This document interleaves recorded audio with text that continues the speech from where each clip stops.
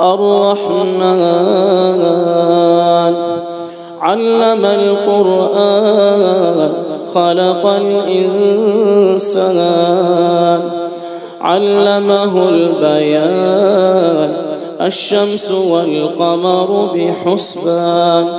والنجم والشجر يسجدان والسماء رفعها ووضع الميزان ألا تطغوا في الميزان وأقيموا الوزن بالقسط ولا تخسروا الميزان والأرض وضعها للأنام فيها فاكهة والنخل ذات الأكمام والحب ذو العصف والريحان فبأي آلاء ربكما تكذبان خلق الإنسان من صلصال كالفخار وخلق الجان من مارج من نار فبأي آلاء ربكما تكذبان رب المشرقين ورب المغربين فبأي آلاء ربكما تكذبان مرج البحرين يلتقيان بينهما برزخ لا يبغيان فبأي آلاء ربكما تكذبان يخرج منهما اللؤلؤ والمرجان فبأي آلاء ربكما تكذبان وله الجوار المنشآت في البحر كالأعلام فبأي آلاء ربكما تكذبان كل من عليها فان ويبقى وجه ربك ذو الجلال والإكرام فبأي آلاء ربكما تكذبان يسأله من في السماوات والأرض كل يوم هو في شأن فبأي آلاء ربكما تكذبان سنفرغ لكم أيها الثقلان فبأي آلاء ربكما تكذبان يا معشر الجن والإنس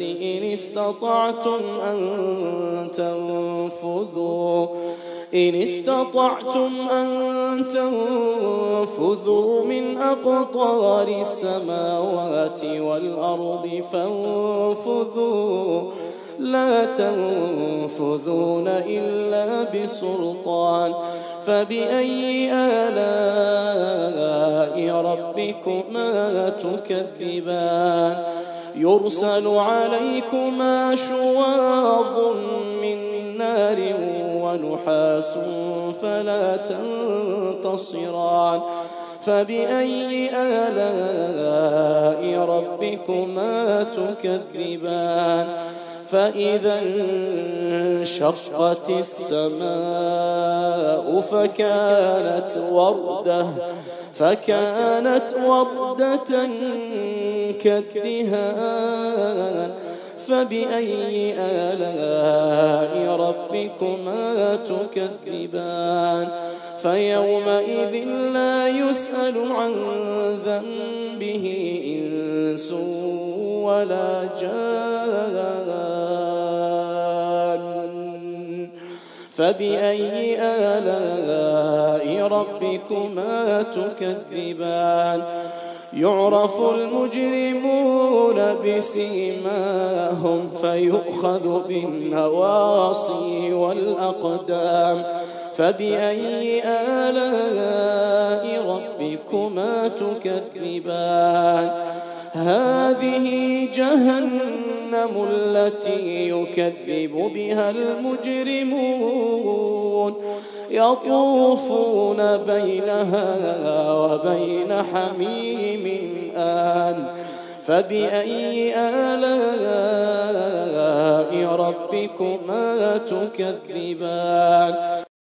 ولمن خاف مقام ربه جنتان فبأي آلاء ربكما تكذبان ذواتا أفنان فبأي آلاء ربكما تكذبان فيهما عينان تجريان فبأي آلاء ربكما تكذبان فيهما من كل فاكهة زوجان فبأي آلاء ربكما تكذبان متكئين على فرش بطائنها من استبرق وجنى الجنتين دان فبأي آلاء ربكما تكذبان فيهن قاصرات الطرف لم يطمثهن إنس قبلهم ولا جان فبأي آلاء ربكما تكذبان كأنهن الياقوت والمرجان فبأي آلاء ربكما تكذبان هل جزاء الإحسان إلا الإحسان فبأي آلاء ربكما تكذبان ومن دونهما جنتان فبأي آلاء ربكما تكذبان مدهامتان فبأي آلاء ربكما تكذبان فيهما عينان نضاختان فبأي آلاء ربكما تكذبان فيهما فاكهة ونخل ورمان فبأي آلاء ربكما تكذبان فيهن خيرات حسان فبأي آلاء ربكما تكذبان حور مقصورات في الخيام فبأي آلاء ربكما تكذبان لم يطمثهن إنس قبلهم ولا جان فبأي آلاء ربكما تكذبان متكئين على رفرف خضر وعبقري حسان فبأي آلاء ربكما تكذبان تبارك اسم ربك ذي الجلال والإكرام.